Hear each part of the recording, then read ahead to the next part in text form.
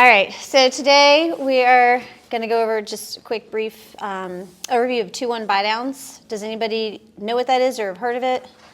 Yeah? Okay. So basically it's different than like a permanent buydown where we talk about discount points we talked about last week a little bit, where you're going to pay a certain amount to lower your rate permanently for the whole 30 years. The 2-1 buydown is temporary buydown. So let's say in the example we gave you, it shows a 7.5 interest rate is the locked-in rate that your buyer has locked their loan in. They do the 2-1 buydown. The first year, the first 12 months, their loan will be 2 points lower, or their interest rate, I should say, will be 2 points lower. So instead of 7.5, their payment would be based off of a 5.5 interest rate. And then after 12 months, second year, it goes into 1 point down. So it'll be 6.5 would be their interest rate that their monthly payment is based off of. Then in year 3, it goes back up to the qualifying rate of 7.5. And that becomes their fixed rate. And that's their rate for the rest of the loan. Right. Of course, the idea of this, especially in this market we're in, is to pay this, to do the buy down, and before year 3, when it goes back up, you're hoping you have a refinance opportunity. Right. One major difference with this buy down versus the permanent buy down, if you refinance before that third year, any of the subsidy that isn't used, and we'll go over that more a little bit, will get credited back to your principal balance. So you won't lose any of the money that you pay for this buy down. Whereas in a permanent buy down, let's say you pay $10,000 and you refinance before that break-even point where you've recouped that money is gone. So this is a win-win in this situation where you're not going to lose any of your investment on this. Not you, but your client. Yeah. You want to? A couple things to note about the buy down. So generally it needs to be covered by the seller, or at least mostly by the seller. So with a conventional loan, the seller will contribute for whatever they end up contributing it, and then the buyer can cover the rest. In government loans, it has to be completely covered by the seller. The buyer is not allowed to chip in for the 2-1 buy down.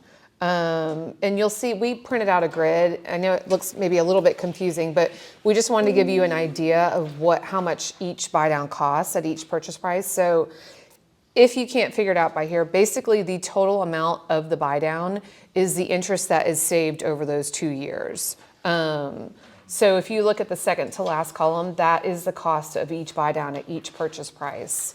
So that gives you an idea of when you're going in to negotiate, kind of what to expect that cost will be.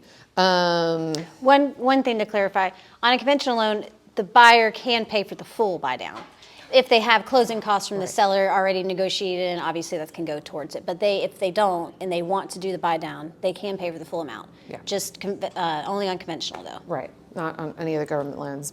And we highly recommend getting the seller to pay for as much as this as possible. That's where it makes the most sense, is if a seller is covering this buy down. And like she said, in a market like this is a huge tool because most of these buyers are coming in like, oh, I don't know about the rate. And we know rates are probably going to go back down. So this kind of keeps them at the payment they need or want to be at, knowing that we're going to refinance. It really helps for you guys too, because if we come back and we refinance, we're like, oh, maybe we could pull some equity out of this, then, it also kind of changed their mindset of, oh, maybe I'll buy an investment property. So there's always ways to kind of piggyback on to these scenarios. Did you have? For a refi though. I know a lot of lenders are saying we'll do the refi for you if you did the initial with us. Mm-hmm. Yeah, and we can. I mean, we can base certain scenarios. We can lower our lender's fees or, cover that. But obviously, your refinance, you're going to have to pay the attorney still. Yeah. A lot of times, if you use the same attorney, you can waive same lender and same attorney. They'll waive the intangible tax, so that's a savings there. But you're still going to have to pay taxes. That's any lender. When the lender says we'll do the refinance for free, that's meaning their lender fees. They'll waive their lender fees, but there's still a cost involved. But usually, with the refinance, you have that equity already built into your home sum, so you can roll it into a loan. So hopefully, most people will come to the table with zero out of pocket on a refinance. They'll just might, if your balance was, let's say, $150 on the house, it might be $155 as your new loan amount because you rolled those closing costs in. Does that make sense? I think this flyer is a good tool just to kind of put in, like if you're having an open house or you're having a little hard time moving it, it's a good bit, and we can obviously tailor it to the house, but it's a good tool to have in there so that buyers that are coming in going, oh, I don't know about this payment, they can see what it could be, and it kind of helps them to visualize, oh, you know, at this price, actually, I can't afford it in year one, and maybe I'll refinance in between year and 1, year 2. And speaking of open house flyers, this is a good thing for any of your listings to talk to your listings, the sellers about, saying, Yep. hey, you know, we could advertise this as you're offering to pay for the 2-1 buy down. Right. And basically, it's just seller paid closing costs. Yeah. But you advertise this Yeah. for your house, saying, hey, seller's going to pay for your 2-1 buy down, and it shows people that the payment's going to be based off of a 2 points lower interest rate.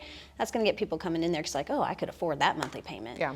And that's, again, for a buyer, that's the best case scenario when the seller pays for the full thing, because then they're actually saving all the money. Right. You know, so. But it's a good tool. It's a good advertising tool. Mm-hmm. Good way to get people talking.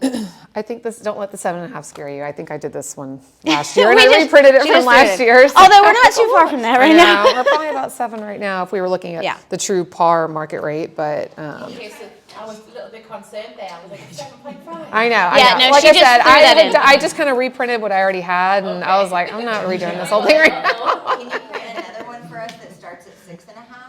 Yeah, so like I said, it can be tailored. It just, you know, like it was what I had in my saved archives, and so, you know. But not yeah, trying to rates, reinvent the wheel here. rates probably are closer to 7, 7, yeah. right now, par Yeah. rate. Yeah, and that's a true par rate. Most people are buying down the rates some. I have a question. Yeah. I kind of came in late, and I don't really understand this anyways. Yeah. But you're saying the seller will pay the buy down. So in the scenario, like for number 1, it's like the purchase price is $250, the down payment is $12,500. Are you saying the seller will pay that part, and then you would have to? So No. look to the second to last column. Do you Okay. see where it says total seller cost? That's how much the actual buy down cost for that loan Gotcha. amount. Okay. Yeah. So that's what you would want to get from the seller to cover that buy down Yeah. for that scenario, Yeah. in that whole column, just for each different price point. Okay. Okay, gotcha. Yeah. And again, the cost of the buy down is the actual savings on the monthly payment for those 2 years combined. So obviously, if the start rate is 7%, not 7.5, it's going to be a little lower. Yeah. Yeah. Okay. Yeah. Yep. Yes. What kind of prices are y'all seeing on fixed rate buy downs? That varies every day. Yeah. So pricing on every rate has a different cost to it every single day. So again, our par rate right now today is like 7%-ish, I would say. A permanent buy down, I mean, one day it could be a half a point for an eighth in the rate, or it could be a point for an eighth of the rate. It changes every single day. So we can look at it today and tell you when we go back to the office. Rates just came out, so. Yeah. Have And you there's done one breaks in there. recently? Have you done one recently that's like, oh, we took them down from 7 to 5.5 and it cost them X? That would become big a high jump. cost loan, Yeah. and that would be a problem. Yeah, that's a because big that would jump. be like 3 or 4 points. Yeah. Yeah. Yeah. There are little, they call them coupons. I don't know the best way to explain them, but there's little price breaks in there at certain rates. So say we're at 7 and, you know, 6.5 is costing whatever, $10,000. And then 6 1/4 is only costing $8,000. So there's little kind of breaks in our rate sheets that we'll see. And we always look for those when we're trying to lock and price it out. So So I put a client under contract this weekend at 4.99, but it's new construction. So how did they, how did they buy that rate down? They have their, who's the builder? Lennar. Yeah, so well, they have their own mortgage company. Yeah. Yeah. They're so building it into the cost. They're building it in somewhere, but they're giving that break to the buyer. The builder might pay $30,000 for them Yeah. to do that because they want to capture the That's what I was business. They are. Estimating. Yeah. When they set those home prices, they are setting them based on how much they're having to buy that rate down. So they know when they're advertising them. Yeah, Exactly.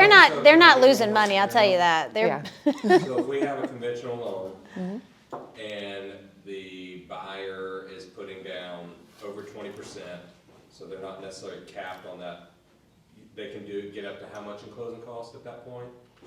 Oh, 6%. yes. I think 6%. actually, I think it's For conventional? I think it's 9 when you Yeah, go I that thought it was high. higher than Yeah, I think it's 9% when you have 20% down or more. I can So look my notes. if if appraisal and all that worked it out, we could get up to 9% of just buying the rate down, so. Because you can use whatever The they seller want to costs. contribute, you can use to anything, closing cost and rate buy down, Okay, or a 2-1 buy down. yeah. Yeah. But if you're getting that much from a builder, you might as well buy the rate down Right. permanently if you can get to a 4 Yeah. something, because then you won't have to refinance. Right, and then who wants to deal with it? Yeah, Yeah. yeah, builders have a lot more flexibility with that. Agree. Well, they Yeah. just build it into They build the it in, I mean, cost. her father's a home builder, so she Yeah. knows. They build Yeah. it into the cost of the Yeah. home. Again, they're not gonna There's ways lose to do money. Why would you do a 2-1 buy down versus just a buy down? Cheaper. Well, yeah, I mean, you're things. gonna get more bang for your buck for those first 2 years, and again, like we said in the beginning, if, let's say, you refinance after 12 months and you didn't use half of the subsidy that you paid, it's gonna go towards your principal balance and lower your principal balance at payoff for that refinance, so you're not gonna lose any money here.